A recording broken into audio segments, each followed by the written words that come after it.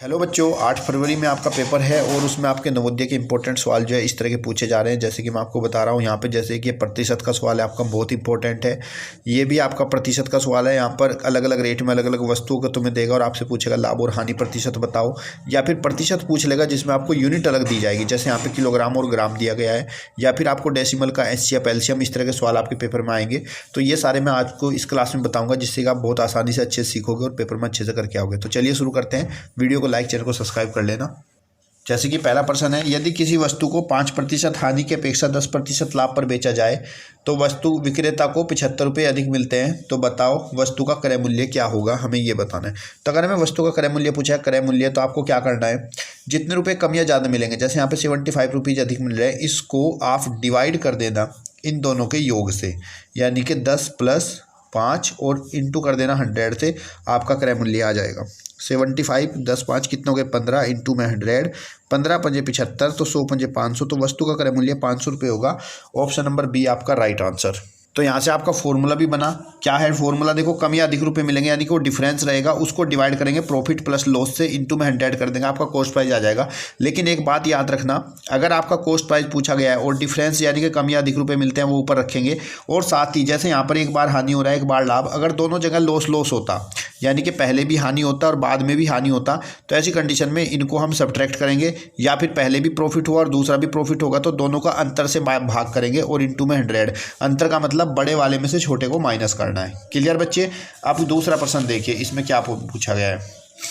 इस प्रश्न में कहा है कि एक फल विक्रेता 15 के 6 की दर से केले खरीद कर रुपये 12 की 4 की दर से बेच देता है, उसका लाभ या हानि प्रतिशत कितना होगा।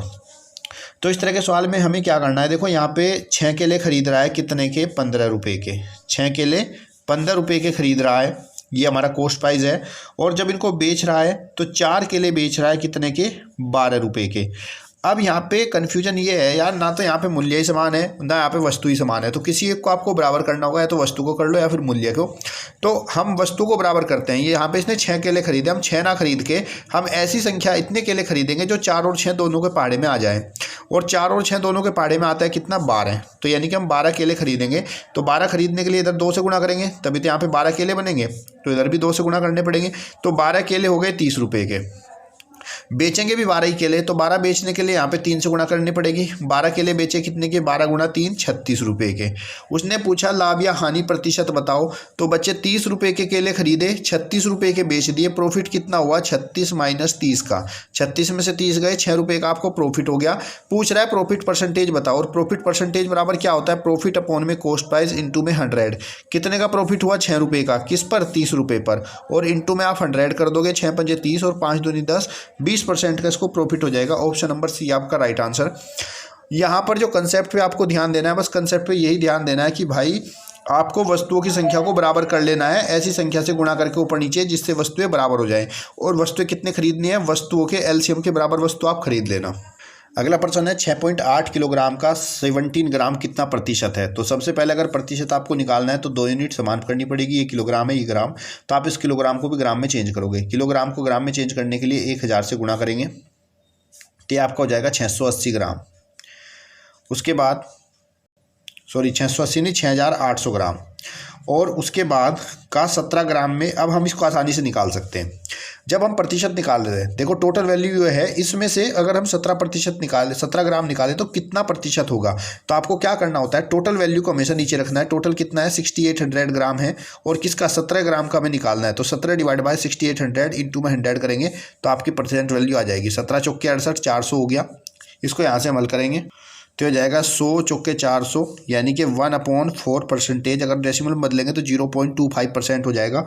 ऑप्शन नंबर सी आपका राइट आंसर। ध्यान रखना, यूनिट हमेशा समान होनी चाहिए, और जो टोटल वैल्यू है वो हमेशा डिनोमिनेटर में आएगी, और जिसका परसेंटेज निकालें वो न्यूमरेटर में इंटू 100 कर देंगे, आपकी परसेंटेज वैल्यू निकल कर आ जाएगी। अब ये वाला क्वेश्चन है, इसमें कहा है कि इसका मासा क्या होगा। अगर दशमलव में कोई संख्या दी जाए, उसका मासा कैसे निकालते हैं। अब इसका मासा निकालना है तो सबसे पहले आपको देखना है दशमलव सभी अंकों के बाद, दशमलव के बाद सभी अंक समान है कि नहीं। यहाँ पे दशमलव के बाद 2 अंक है, यहाँ पर दशमलव के बाद 1 अंक है, और यहाँ पर भी 1 अंक है, तो आपको 0 लगाकर सब जगह 2-2 अंक दशमलव के बाद कर लेने हैं। अब जब सब जगह क्या है, 2-2 अंक हमारे हो गए हैं। अब आपको क्या करना है, थोड़ी देर के लिए दशमलव को भूल जाना है, आपको संख्या लेनी है। ये संख्या आपकी 240 हो गई, ये वाली संख्या आपकी 36 हो गई और ये वाली संख्या आपकी 720 हो गई। अब इन्हीं संख्याओं के आपके अभाज्य गुणनखंड करने हैं। इनके प्राइम फैक्टर करने के बाद हम लोग इनके कॉमन फैक्टर ले लेंगे। कॉमन फैक्टर यहाँ पे 2 है और एक 2 है और एक 3 है, तो कॉमन फैक्टर 2 2 4 3 12 हो जाएगा। अब एचसीएफ हमारा 12 आया इन संख्याओं का, और इनमें जो है 2 2 के बाद क्या था आपका डेसिमल था, तो हम यहाँ पे जो एचसीएफ आएगा उसमें 2 के बाद डेसिमल लगाएंगे तो 0.12 आपका आंसर आएगा। Option number C right answer. अगला प्रश्न है आपका, अगर भिन्नों में दी गई है, जैसे कि आपका 7/9 है, उसके बाद है आपका 14/15 और फिर अगली संख्या आपकी 7/10, तो इसका मासा निकालने के लिए आपको जो इसका अंश है ऊपर वाली संख्या उसका एचसीएफ निकालना पड़ेगा और जो नीचे वाली संख्या इसका एलसीएम निकालना पड़ेगा। 7 14 इसका एचसीएफ 7 हो जाएगा और 9 15 10 का एचसीएफ आपका 90। तो इस पूरे का जो हमारा मासा निकलेगा वो 7/90 हो जाएगा। ऑप्शन नंबर बी आपका राइट आंसर। कमेंट बॉक्स में बताओ आपको ये सारे क्वेश्चन समझ में आए कि नहीं आए, क्योंकि आपका पेपर जो है वो है 8 फरवरी को। मोस्ट इंपॉर्टेंट क्वेश्चन यही सब आने वाले हैं पेपर में, तो इसके जैसे सवाल आप प्रैक्टिस में लगा के देखिएगा और मुझे बताइएगा। तब तक के लिए धन्यवाद। जय हिंद, जय भारत।